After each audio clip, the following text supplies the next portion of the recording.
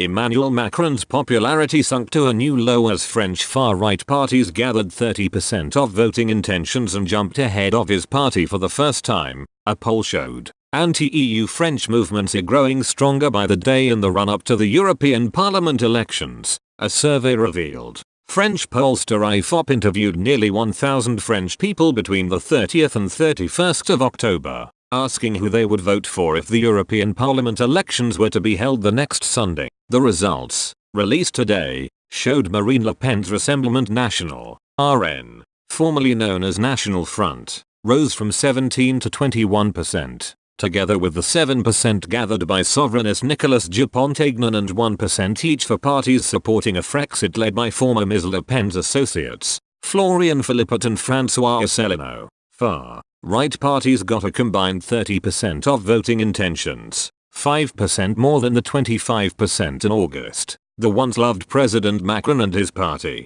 La République En Marche, LREM, gathered only 19% of the voting intention, 1% down from previous polls. Just last May, LREM was still comfortably leading the race, as it was 10 points ahead of the far-right with 27% of the voting preferences. However, Mr. Macron's popularity has been falling sharply ever since, as a YouGov poll revealed last Thursday. Out of the 1,010 people polled between the 24th and 25th of October, just 21% of French voters approve their president's actions, a 4-point drop from September. This marked the lowest satisfaction rating since his landslide election 17 months ago, when his party gathered 66.1% of the votes against 33.9% of the ballots cast for Ms. Le Pen. High unemployment, high taxes and rising fuel prices have been some of the main factors playing against Mr. Macron's popularity. But the French president was also scolded for his arrogance and the scandals surrounding a £13,000 swimming pool for his presidential summer retreat at the French Riviera and Alexandre Benalla,